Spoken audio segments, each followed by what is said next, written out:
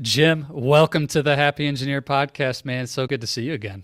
Hey, it's a happy place to be, so I'm all over this. Well, I've never seen you not smiling, Jim, so I really appreciate Thank you you, Zach. making time for this and your generosity. It's tremendous. Jim, right before we hit record, you told me about something that it was news to me that you've been acclaimed in China as the world's best, the number one in an area. Can you repeat that and just tell me? This was Yeah, they really called me the fascinating. number one speaking trainer. Boutique agency, a bureau, a speakers bureau called World Master Speakers Bureau, had only 10 people they represented. Mark Victor Hansen, co-author of Chicken Soup for the Soul, who I've known since the 1970s. Wow. Also know Jack Canfield, but Jack wasn't in this list. Tom Hopkins, sales trainer, well-known, famous person, who, by the way, this is his former desk. I bought it from No him when way. we were next door neighbors a few years ago in California, and I Oh, bought I his love desk that. when he moved. Let's see. Uh, John Gray, Men Are From Mars, Women Are From Venus. Jay Abraham, a marketing guru. Roger Dawson, a negotiations expert. A number of people like that. Brian Tracy, Bob Proctor. Oh, wow. So those were the people, and the agent came to me, Dr. David Chu, and he said, "I want you in my list." I said, "You sure I fit the group?" He said, "Yeah." He said, "I've been watching you for years through the National Speakers Association, and I finally got it down to one of two people were going to fill my empty spot, and it was you or Zig Ziglar, and Zig's decided he doesn't want to travel anymore. Since that time, Zig's passed on, but Yeah. Zig was a good friend and a hero of mine. Well, anyway, David said, everybody in my group is a top expert on something, and you're going to be my number one expert in the world on, I'm going to call you number one speaking trainer. I said, what is that? He said, I'm not sure, but that's how I'm going to put you out there. That's And too I funny. thought that's That's hilarious, too but I funny. don't know that I can live up to it. Well, I ended up Well, able to do it. I'd say you've more than lived up to it, Jim. And we met first through the world's best mastermind and how we got Yeah. connected. And I was saying too, like we could put 100 different things after world's best fill in the blank for Jim Cathcart. But maybe Thank you. that said, to your point, okay, 3,400 and counting paid presentations, according to the last bio I saw of Yeah. Jim. 23 books published, and more in the canon, so to speak, Four for you. already written that are waiting their turn. Yeah. Four written, and okay. I'm curious. It's easy for me to just want to jump right to everything that you know now, but if you go back to the early days, like when was your first paid speech, Jim? Can you put us in the timeline? Are you willing to share? Well, the first paid speech, I got $10. I had to drive 120 miles one way to do the speech. It was for a JC's chapter, Junior Chamber of Commerce, in 1974 Wow. or 73. And they gave me $10 for gas. Well, today that would get you 2 gallons, right? Yeah. But back then, that would fill your tank. And so I drove 120 miles. I gave a speech and then turned around and drove back home. That was my first paid That one. was your And first paid speech. then, What'd you then talk about? brace yourself for this. That was on leadership Leadership. for volunteers. But in 1976 or 7, Tulsa Junior College hired me to speak to their faculty, all of the teachers that were there at the college in their annual kickoff program, their orientation. Now, I didn't have a college degree. So this was a big deal to me. I was getting to talk to people with college degrees who taught in a college. Yeah. All junior college didn't matter to me. $100. I thought I'd killed it. Man, I thought I have finally arrived. I got $100 for one speech. You know, the world is my oyster. Yeah. That's amazing. Hey, a 10x growth in 3 years. That's pretty good, Well, Jim. yeah. And then I set a goal to earn as much for a speech as I had earned in a month. And I did that. And then to earn as much for a single speech as my dad had ever earned in a year. And I did that and on and on. And so there's been lots of these milestones that have allowed me to say, yeah, I'm getting there. That's brilliant. So tell us, what would be a speech gone wrong?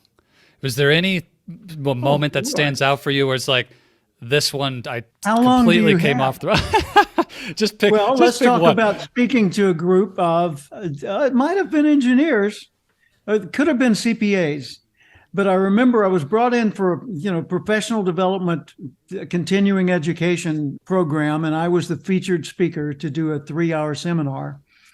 I had done this seminar hundreds of times, and so I knew what worked and what didn't work with various audiences. So I came Sure. into the room and I started doing the seminar, and I planned the seminar so that audience participation is figured into the equation.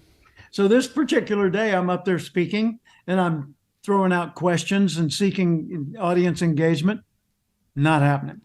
It is like talking to a blank wall Oh no. and in the dark and with no sound system. And so I kept going and I'm looking at my clock. And finally I stopped and I said to the audience, I said, guys, I plan my speeches to be about 60% me and about 40% you when I'm doing a seminar. And I've held up my part. So I really need you to get engaged when I'm giving you these assignments or whatever. And then we took a break and then I went over to the meeting planner and I said, what's going on? He said, I don't know. I said, well, I've got about, I don't know, another 20 minutes worth of material prepared. I could wing it after that, but let's don't. And he said, no, there's some things going on that you don't know about. So just do the extra 20 and then we'll adjourn. And so that was awkward. Now, I've had worse. I had one, this was for a medical college. So doctors who had been in school, they graduated regular college, went straight into pre-med, and then they're into medical college, and they hadn't had a break in years. Sure. And the typical plan is they get 2 weeks to go home and to be with their family and friends and breathe a little bit before they become a resident at some right. working hospital or university. Well, faculty decided, nah, let's take that 2 weeks from them. Great plan. Yeah, let's give them practice management training. So just unilaterally, they do this, didn't involve the students. And so I'm one of the faculty for that. And I've got, I think, 2 or 3 days of 2-hour seminars I was doing. And the first day I go in and it's one of these pits, where the tiered seating and the teacher's way down there. So I go in there and I'm sitting down there at the side and the doctor's at the front and he's looking up at the students and they file in with a scowl on their face and sit down like this. Oh, yeah. So there's clearly something going on. I'm not aware of it. So I'm oblivious. I'm sitting there innocently waiting to do my presentation. And they're all sitting there and angry as can be. He looks up at them and he says, "You're acting like a bunch of children." No, they're really setting you up for success, Jim. Yeah. This is great. He says, "You're acting like a bunch of children. You might as well snap out of it." He said, "It's not going to work. You've got to be here, so you might as well make the best of it." Now, we brought in a motivational speaker. Maybe he can do something with you. Here's Jim Cathcart. That was my intro. Oh, my word. That was the most miserable 3 days on the platform I ever spent. That's awful. That is truly awful. I mean, is there any worse way to prime you coming on stage than that? I really can't think of one. When reflecting on it, I came up with a great strategy. Of course, you think of these on the way home. I could have had a V8, right? Anyway, you're thinking, gosh, if only. If I had known, what I could have done is enlist the audience's support, let them know I'm on their side, because the doctor just stormed out of the room and just turned it over to me. And I could have stepped up and done like this and said, "Yep. How many of you would be willing to contribute if I started a fund to hire somebody to take out the faculty?" Exactly. Oh man. Well, and Jim, that doesn't come without some experience. And for those who are just listening, they're not going to go watch the YouTube version, because the way you leaned in, did the look left, look right, kind of like that. That's brilliant stage presence. I love it. Thank you. So, okay, this is totally random. It popped in my head as you were telling that story. Did you ever have the dreams that we joke about where you're at the front of the classroom and you forgot to put your clothes on that day, or the embarrassing or the fearful moment? Did you ever have those kind of dreams? There's one dream that was a recurring dream. I hadn't had it in years now, but I had it easily half a dozen times over an extended period. The dream was there was a meeting scheduled. I was the keynote speaker. The person who was introducing me was in the process of introducing me, and I was 2 blocks away down a steep hill on foot. So I wasn't going to be there when the introduction finished. So that was my fear. Interesting. See, one of the things I take great pride in is being truly professional in my role as an outside expert or a professional speaker. I genuinely know who my audience is in advance. I've done all the study. I've read every inch of their website, including the copyrights at the bottom and the disclaimers, literally. I over prepare like that because who knows when something random is going to pop into my head that makes a perfect illustration. And they go, how did he know that? Wow. Yes. Right.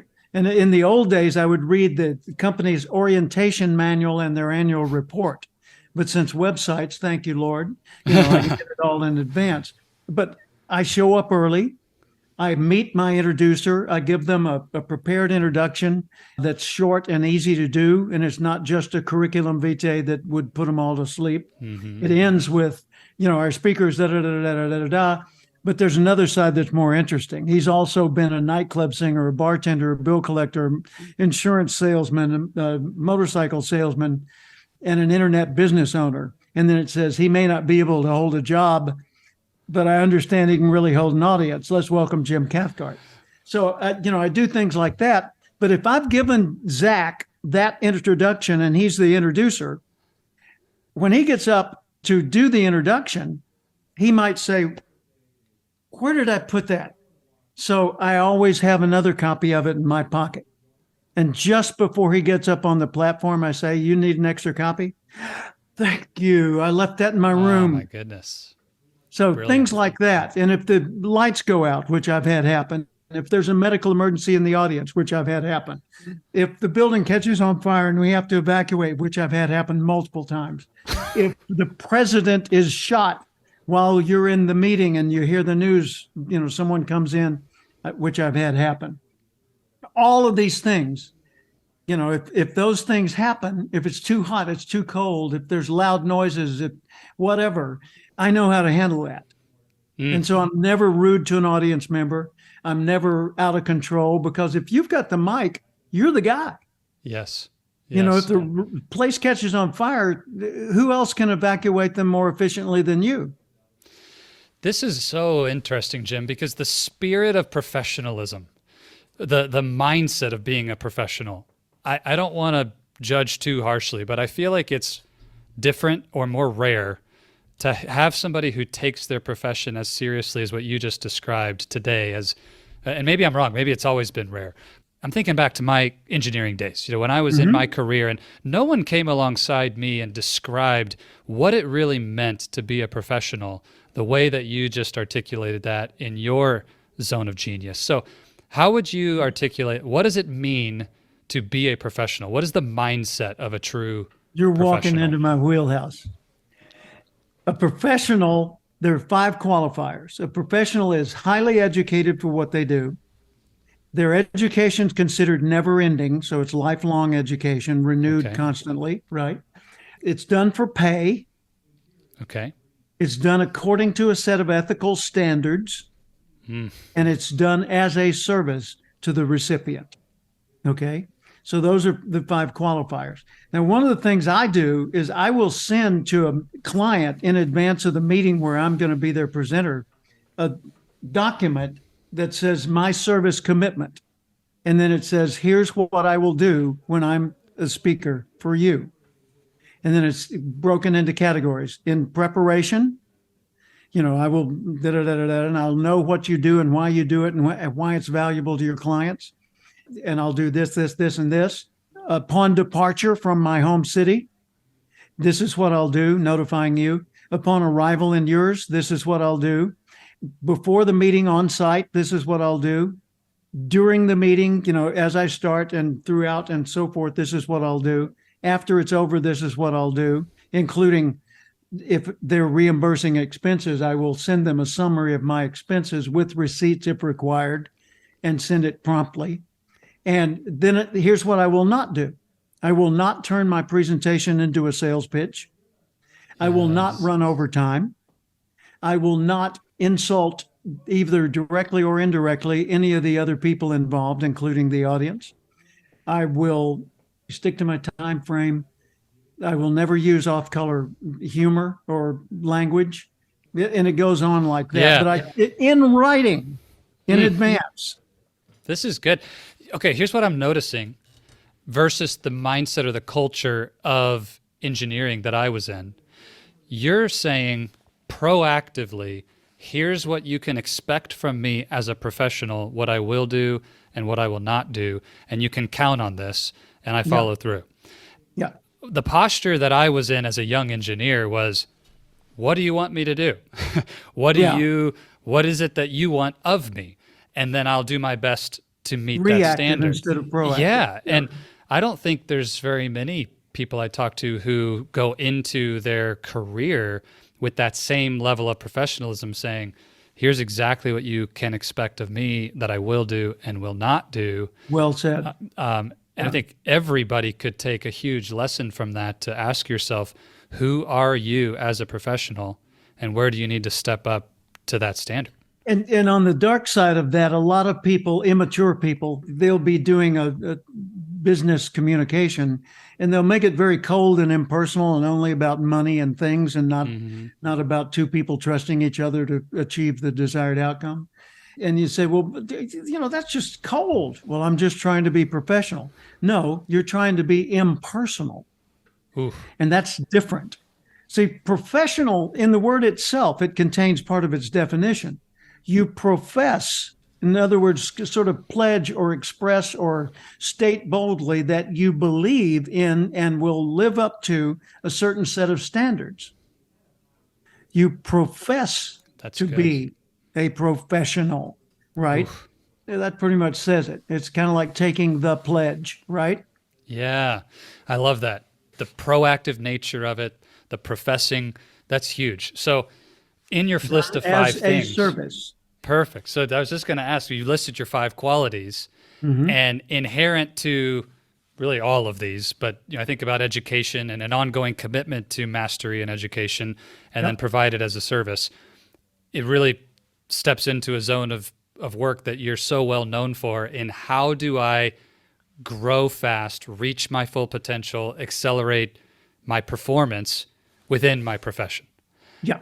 Talk to us about your journey in that and what have you discovered? What is true about human nature, human performance, and this journey of growth and mastery as a professional? Every person has within them the potential to make a profound difference in something. I love that. When I was speaking in China from 2015 to 2019, I spoke on 19 separate lecture tours from the U.S. to China and back during those 5 years. I went to 23 major cities and did hundreds of I don't know, maybe 100 lectures while I was over there, but to hundreds of thousands of people. Wow. And I would do 4 to 6 hours through an interpreter in each day. So I'm standing in front of a sea of humanity and speaking. They're all Mandarin speakers and I'm English only. So I've got Kitty, my translator here, and I have to pause after every paragraph and wait for her to translate, and then I go on. So I did that again and again. At first it was very awkward, and then I got pretty good at it and got comfortable with it. But what I found was, though I was hired to speak on the usual subjects, leadership, communication, sales, interpersonal communication, public speaking, goal setting, strategic thinking, what they responded best to was how to live a meaningful and satisfying life, because no one in their entire culture ever brought that up. It was either religion or work. And religion was ritual and work was duty, and joy was not on the menu, right? As a matter of fact, Dennis Waitley, my colleague who wrote a book called The Psychology of Winning, been a good friend for years, he wrote a book called The Joy of Work. And it got pirated and became a bestseller in China. And someone called him and said, "Hey, you've got a bestseller in China." He said, "I did. They never paid me." But the joy of work. Well, I was talking about the satisfaction of being alive. Yeah. And as you know, I wrote a book called The Acorn Principle. So if you take a look at an acorn, and I've got a very large example of one here, it has 3 parts.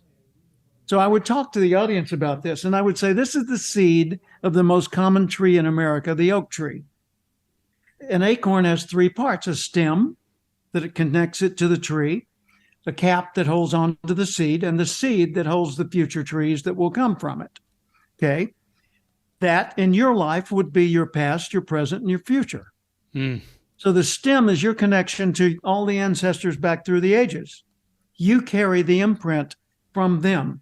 Yes. You are the recipient of a legacy and an obligation to continue that legacy. The cap represents your coaches, your guides, your parents, your mentors, your employers, your role models, your heroes. And they hang on to you until you're ready to grow on your own.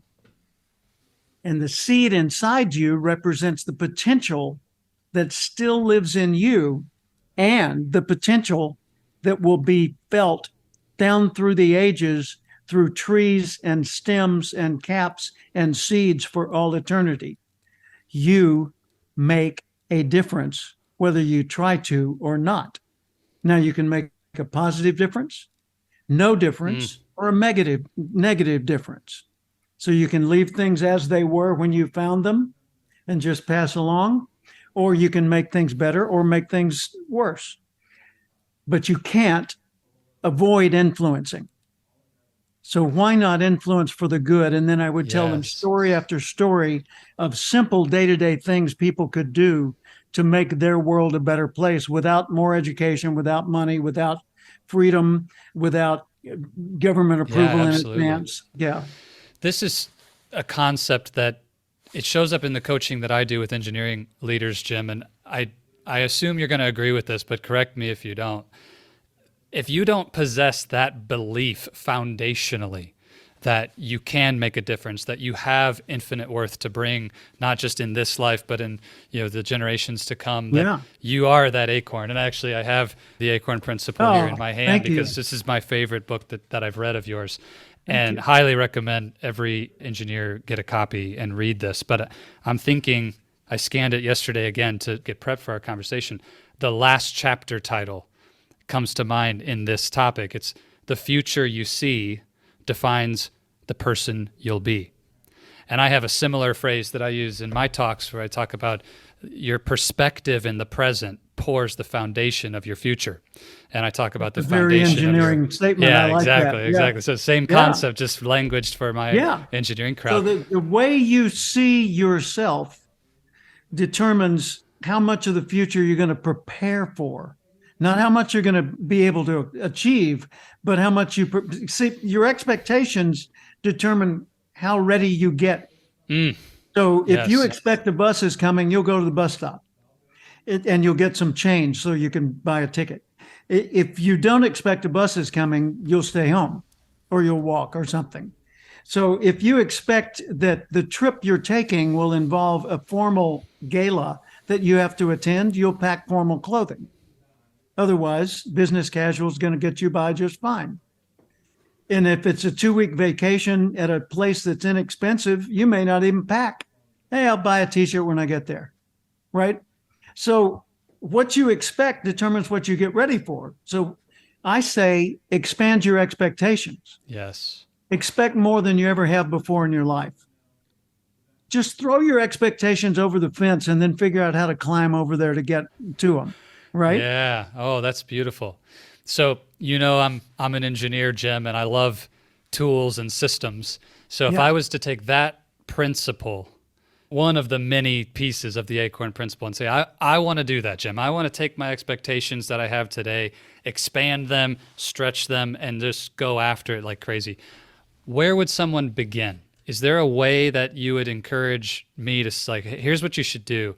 Is it sit down? Is it journal? Is it meditate on these things? Like, is it go look at a role model like Jim Cathcart and say, I want to do what he's done? Like, where do you go to start that process? Well, I wrote a book ostensibly for my grandchildren.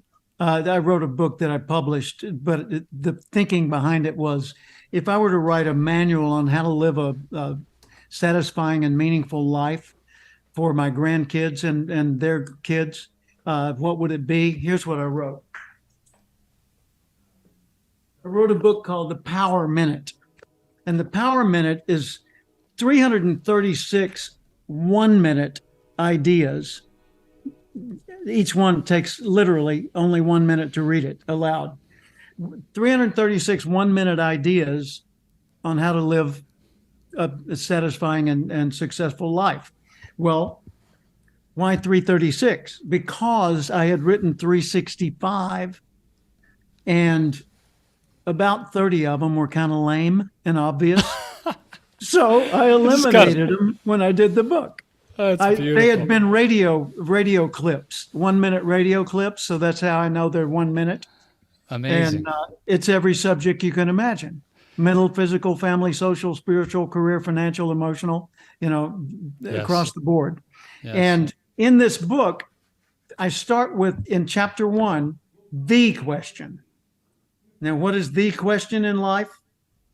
Just a second, let me flip to it. What do you want? Yep. No matter That's where the you go, question. no matter what circumstances you're in, that's the primary question. And when you're not clear on that, nothing else works yet. But when you're crystal clear, everything finds a path. Yeah. I love that. And so you've spoken all around the world. I'm curious, is there any cultural or geographic distinctions on how that question shows up? Or would you say truly human nature, universal, everywhere I go? Well, I think it's a universal truth that you've got to have clarity on what you want.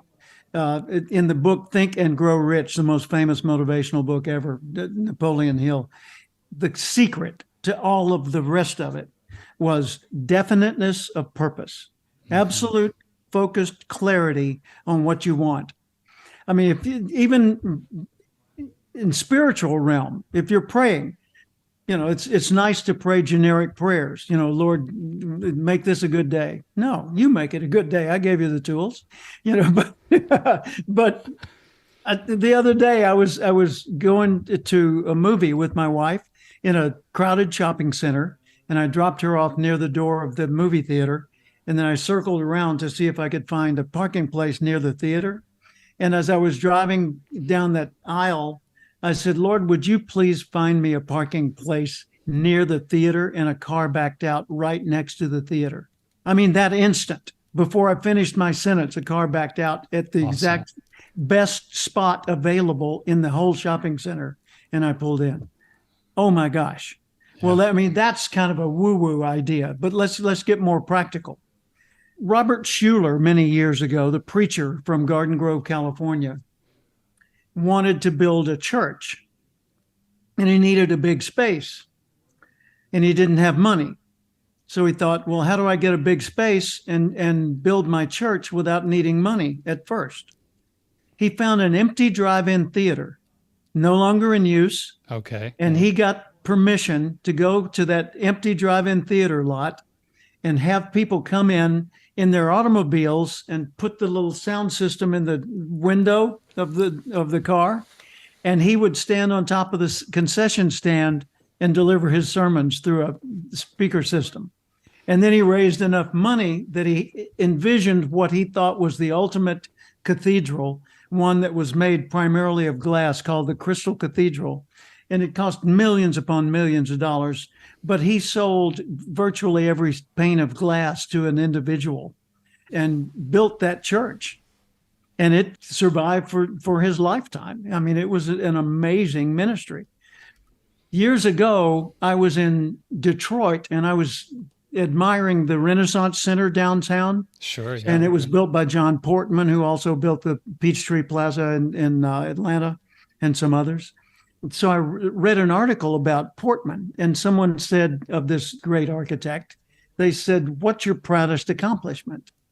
He said, "The people I've built." Isn't that amazing? Yeah, that's so good. But it all starts with what do you think you're up to? Well, he was up to growing not just a collection of buildings around the world, but standards, new standards for excellent architecture. And he needed a team of people that thought and dreamed like he did. Because when he got clear on what he wanted, the next question was, who can help? Yes. What skills do you need? And so he got others to buy into the dream. That makes me think of the Dan Sullivan book, Who, Not How, which as an engineering leader, one of my biggest shifts to creating success was getting out of that idea that first, recap our conversation here. It's that belief that I have incredible potential that I want to lean into. It's clarity on what I want. But the very next thing I would ask was, how will I then get it? Yeah. And the how question focused inward was my approach as an engineer for a long, long time. And now shifting that to say, okay, what do I want? Create the clarity. Who can help me get there? Yeah. Who has already solved that problem? Who can show me the way? Who can coach me? Who can mentor me? Well, and let me give you one more dimension to that. And you're absolutely right. I first met Dan Sullivan in the 1980s when he was just starting his business as a coach and a mentor. Brilliant guy. The other dimension is this. If you look at the acorn, what's it capable of? If this were real instead of a model acorn, if this were real, how much potential lives in that one acorn? That's an interesting question, because on the one hand, you could say over time, if you plant it, nurture it, water it, and it grows into an oak tree, and then it produces, I don't know how many. I was going to say tens of thousands. So, another million acorns, and each one of those can do the same. It's truly exponential and infinite in that regard. But on the other hand, if you don't plant it, it could forest the entire earth. Yeah. Wow. One acorn over time could forest the entire earth. Okay, so people say, yeah, but I'm not that big of a deal personally. Well, if you want something, and I don't mean, I want a nicer house. I want to be happy, healthy, and have plenty of money. Have good relationships. Everybody wants that. That's a state of being that all living creatures desire. Yeah. In one form or another. So that's not a want. A want is when that gets focused, when it gets specific. If you've got a want inside of you, that is life looking for an outlet. See, life exists everywhere. Life is infinite, and life is omnipresent. So there's life in everything. There's life in the air. There's life in the water. Yes. There's life, all around us. So you say, well, there's no life in a rock. Yes, there is. Those minerals contain, life nutrients, and they're part of the ecosystem. So life needs outlets. It needs people. It needs puppies. It needs trees. It needs whatever. It needs outlets. This is getting a little metaphysical, but I believe it. If you feel a strong want, a dream for something to be a reality, that means the potential for that happening is seeking expression through you. Yes. So give it a better door. How? Well, first off, accept the possibility that it could happen. Like the old Judy Tenuta comedy routine. She says, just yesterday I was with, and she names some famous person, and the audience laughs, and she says, it can happen, indignantly. Well, it could happen. Whatever your dream is, it's possible. It could happen. Yes. Meaning if all the lights turn green when you approach each intersection, the possibilities exist. It could happen. Okay. What would inhibit it? You being a jerk, you thinking too small and denying the possibilities, you ignoring your opportunities and not testing them out and trying to explore them, you trying to do it all by yourself and assuming that you have to be solo in order to be strong. No, you double your strength the minute you ask somebody else for help. So think of it, Yes. multiplying yourself through others in everything that you do in every appropriate way. Don't be needy, be generous, and be eager to connect with others. But the possibilities are there. Now, what do you need to know? Who do you need to know? How do you, et cetera? I build what I call a continuum, a causation ladder or a causation chain. In a seminar, I'll explain that the way you think right now about yourself, your company, your customer, your business, that leads to the actions you take currently.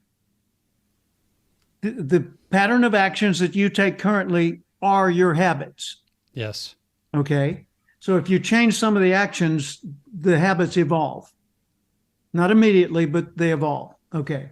So if you change your thinking, it changes your actions. Your actions become your habits.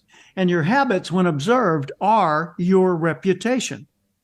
Okay. And you always have a like that. reputation. Your reputation may be the guy I don't know over there. That's your reputation at first. Or the guy with the nice looking suit. Or the guy who seems like he's angry. Or the depressed looking person on the other side of that door. Whatever it happens, you got a reputation. That's a wisp of a reputation at first, but over time, the more observation is done, the more that reputation solidifies, and that's your brand in the world. That's the way you're known. Oh, he's a great doctor. She's a great doctor, but bedside manner sucks. You don't want to be their patient. Yeah. Unless it's life and death. Well, there's no excuse for that. I mean, you can make a case, but it's not excusable. It's it's unnecessary and inappropriate. You can be a good person and a highly skilled professional, right? Yeah. And then, so it goes from mindset to actions to habits to reputation, which determine which relationships open and which ones shut. Okay. So based on your reputation, I will either welcome you in or shut you out. So what reputation do I need to open the doors to the big rooms so I can connect with the people that can change my world with a flick of a pen, right? And your relationships determine the size of the future you can achieve. This is an awesome picture, and I know I'm drawing it in my mind, and I'm going to come back and re-listen to this and draw it on paper. And you can too. also navigate it in the opposite direction. Right. You sit and fantasize about the craziest, wildest, most wonderful future that could possibly exist. And then ask yourself, who would I need to not only know, but be respected by Yes. in order to get that future? Well, maybe it's people like Walt Disney, or the equivalent of a Walt Disney, or somebody like the president of Apple or Jeff Bezos or Sure. Yeah, exactly. Tim Cook, Jeff Bezos, Elon Musk, whoever, I would need these people to say, hey, Jim, come on over to the house. We're brainstorming. Right. So if that's a relationship that you would like to have, what kind of reputation do you need to deserve? Keyword, in order to open those doors. Well, how do you get that?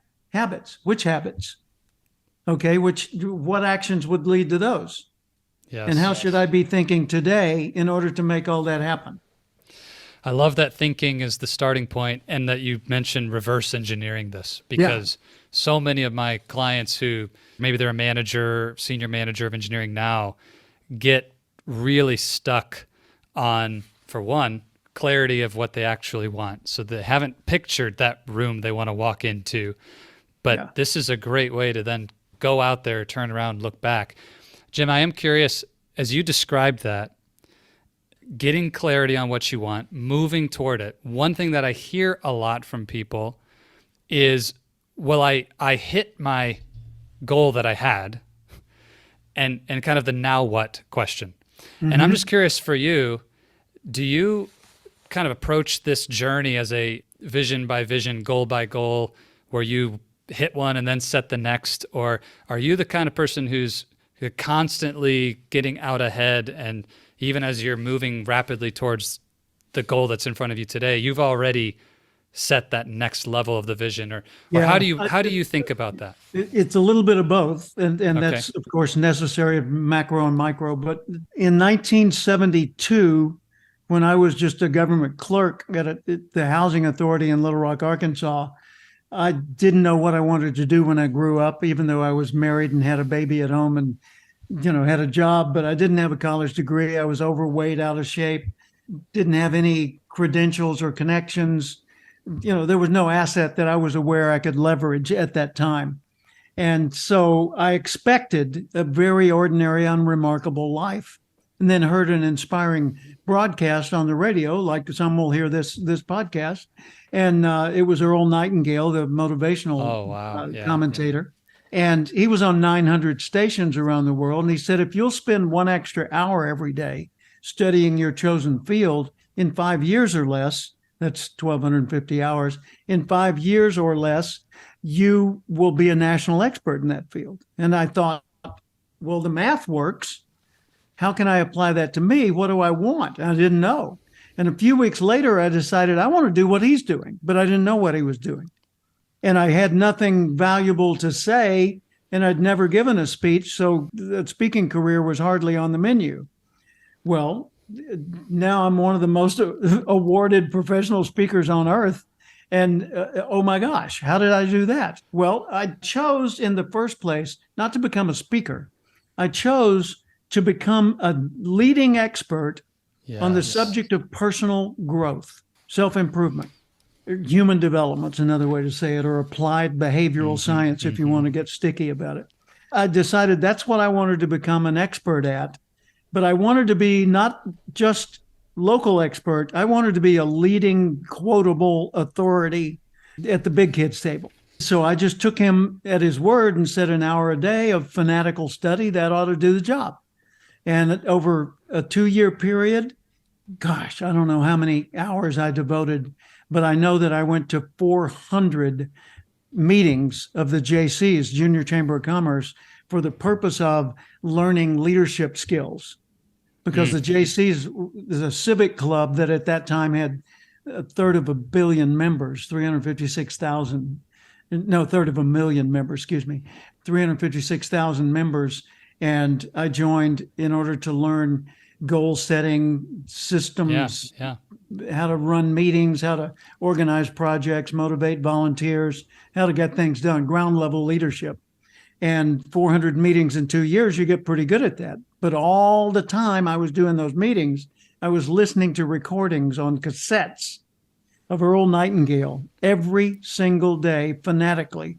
And it transformed my mindset, which transformed my actions, which showed up in my habits, which got me a great reputation. I got promotions and new opportunities. And, finally I was hired by the national headquarters of the JCs to be in charge of leadership training programs for all 356,000 members.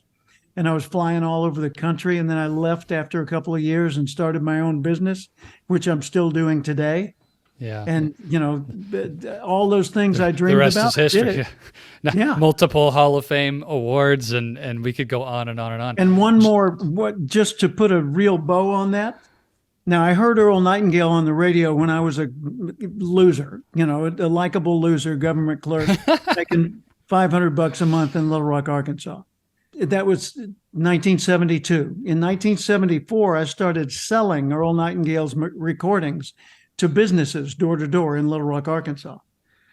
10 years later, I'm a full-time speaker and trainer. I've moved to California, living in La Jolla near the beach, partners with a college professor, Dr. Tony Alessandra. And the phone rings, and it's Earl Nightingale calling me out of the blue, calling me. And he says, Mr. Cathcart, I read an article of yours that would be a good audio program.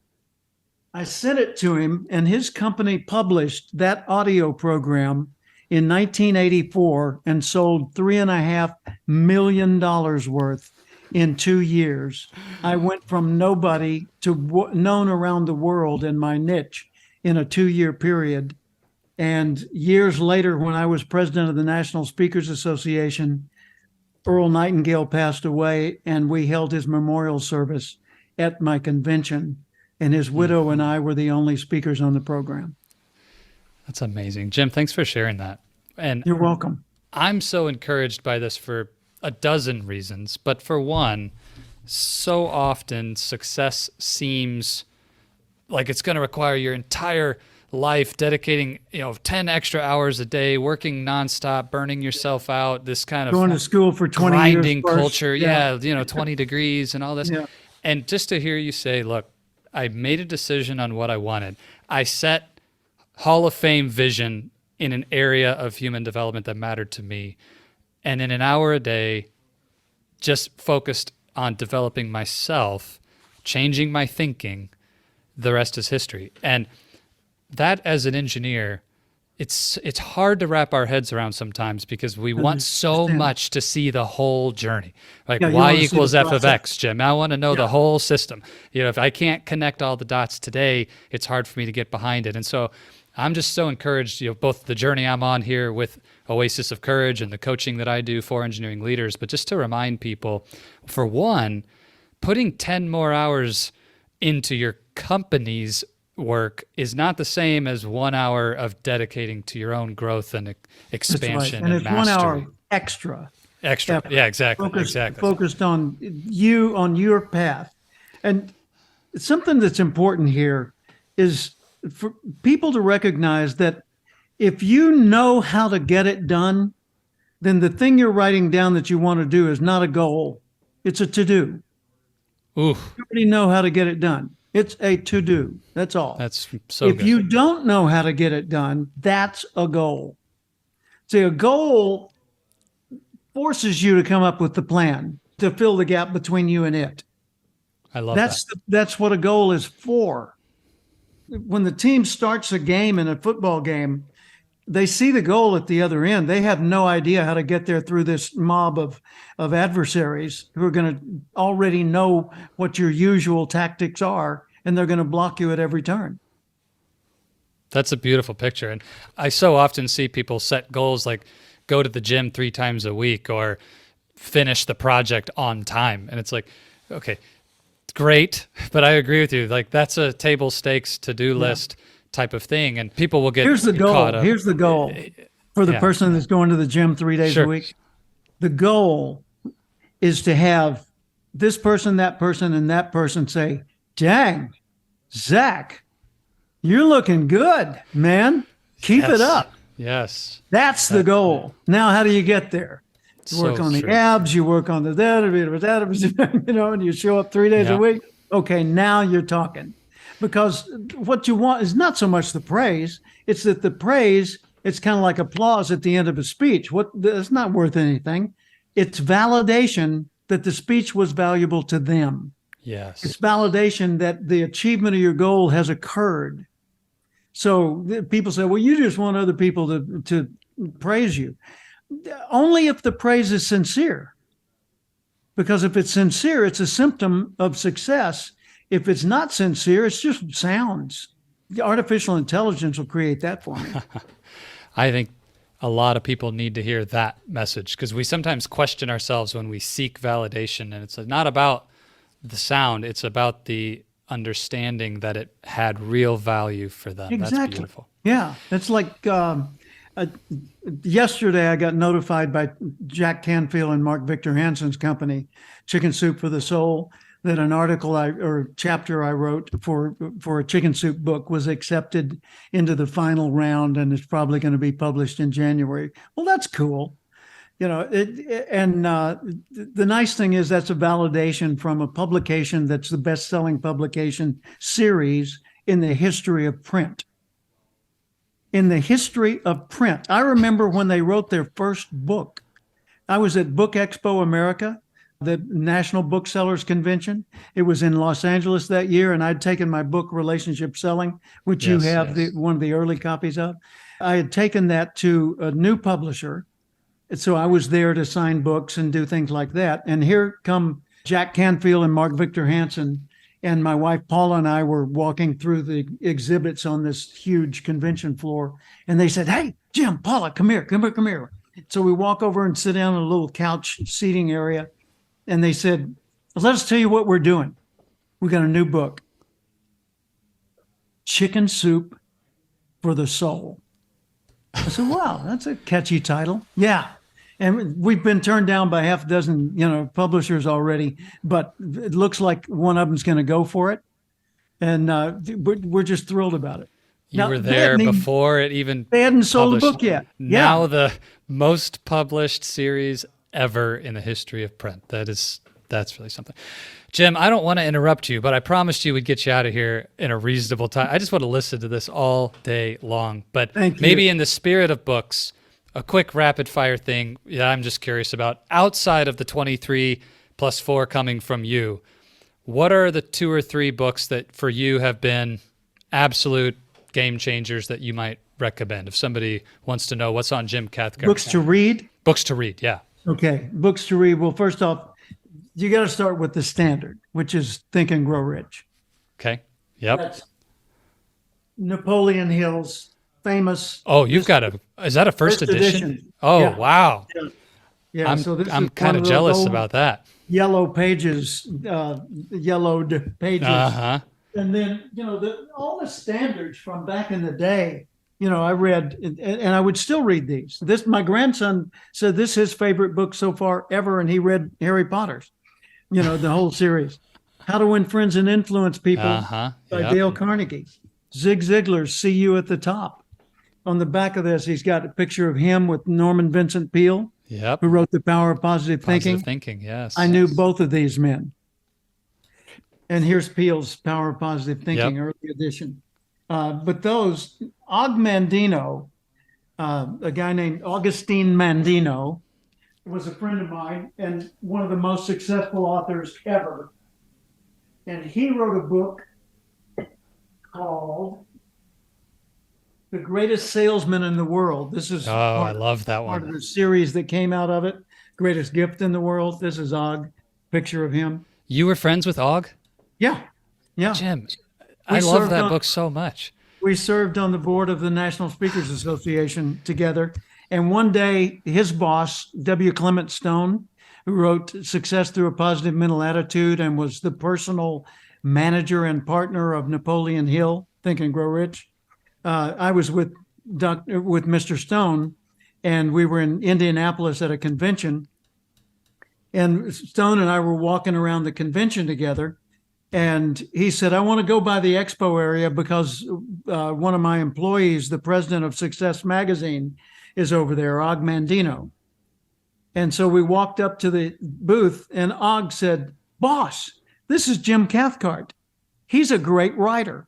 Well, that was a nice thing to say, and it was sweet of him, but it certainly was not true at the time.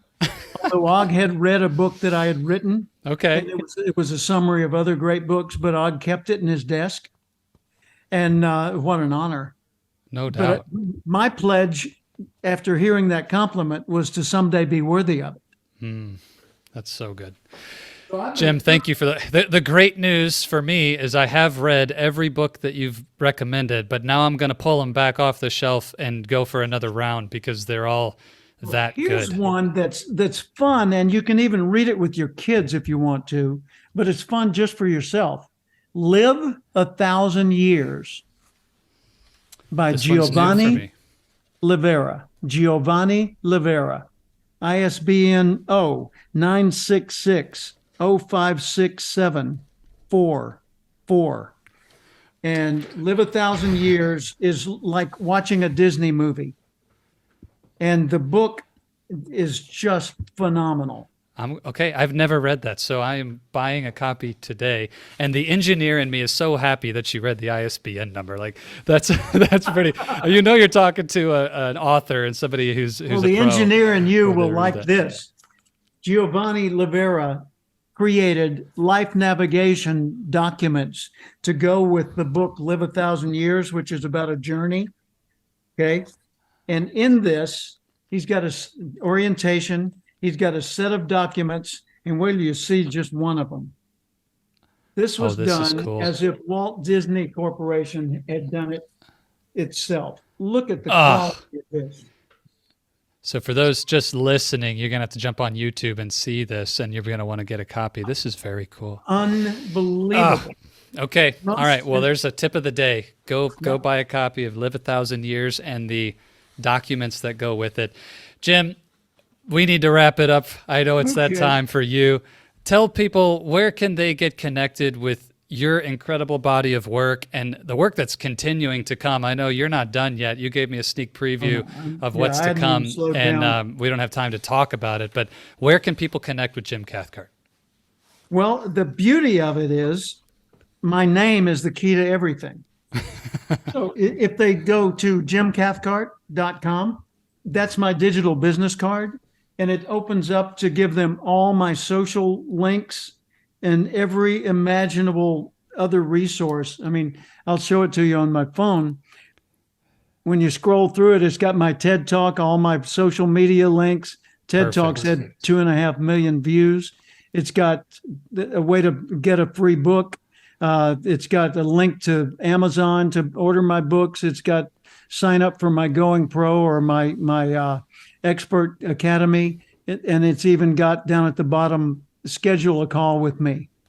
Beautiful. So, and that's just my name, So We'll put that link in the show notes. to find. I'll just take 30 seconds, Jim, and I want to acknowledge you. For one, since the day I met you, you have always been one of the most generous leaders I've ever met. You care so much about my success and everybody in our mastermind, everybody you meet. Your work is truly Wonderful. life-changing, transformational work. And I God bless just you. cannot recommend enough that people go out, buy the books, stay in touch, sign up for your newsletter. You'll never regret it. And then I'm going to go get a copy of Live a Thousand Years right after we hang up. And Jim, I always usually finish with the same question, but I feel like you've already answered it today. What I ask is, questions lead, answers follow in great engineering and in great coaching and in great human development. So if we want better answers, we need to ask better questions. And so I usually end by saying, Jim, what would be the one question that you would lead us with today? And you already told us what the question is. Maybe that's the answer, or would you give us anything else before Well, there's we a wrap? secondary answer. The first one is, what do you want? And the more skilled you get at answering what do you want, the more your life will reflect those wants, because it'll become a reality. But here's the question. Every day, as often as you can think of it, ask this question. How would the person I'd like to be do the things I'm about to do?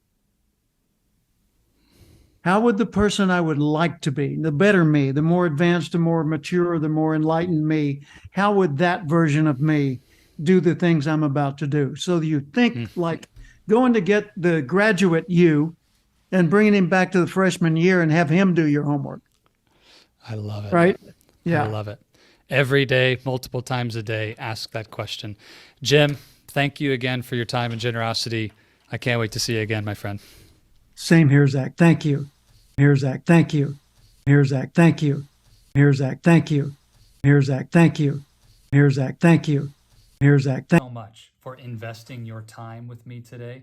It is an absolute pleasure to be able to bring you this content. Just as a reminder, it would be amazing if you would subscribe and share this episode with any other engineers you know who may benefit from this. And if you're like me, I hope that you'll take some notes and, more importantly, take action. In our audio version of the podcast on Apple Podcasts and any place that you go to find podcasts, there's a little more content from me about this episode in the debrief.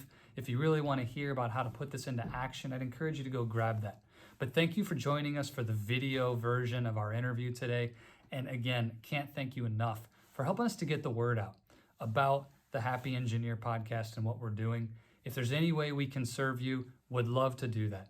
Go find us at oasisofcourage.com or reach out to me on social media at Oasis of Courage. And don't forget again to subscribe and click the bell to have notifications of upcoming releases of new episodes of the podcast. As always, I want to leave you with this. If you stay in your comfort zone, you're not going to grow. So let's crush comfort, create courage, and let's do this.